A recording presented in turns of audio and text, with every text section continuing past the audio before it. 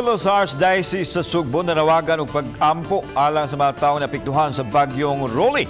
Gikatakda sila mopadala og ayuda sa mga apektado sa katalagman. Ani ang report.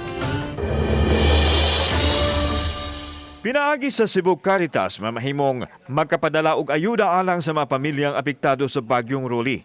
Gipadayag kini ni Cebu Archbishop Jose Palma nunod sa dakong kadaot nga gimugna sa bagyo ilabi na dito sa Luzon. Giawhag usab niya ang katilingban nga magpakabana og mahimong makatabang sa mga biktima sa bagyo.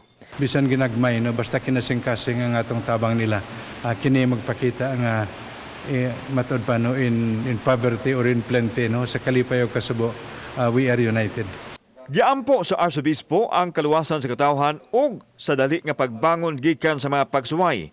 Samtang sa monitoring sa PDRRMO, way natala nga danyos mugna sa bagyong Rolly ilabi na sa amihanang bahin sa Sugbo diin napaubos sa public storm signal number 1. Ang atong paglaom ang Dios nga labing gamanan sa tanan. The same with COVID, the same with any calamity nga ang atong pagtanaw, it's beyond human strength. Kauban si Marlon Melgazo, ako si Alan Domingo. Balitang Bisdak.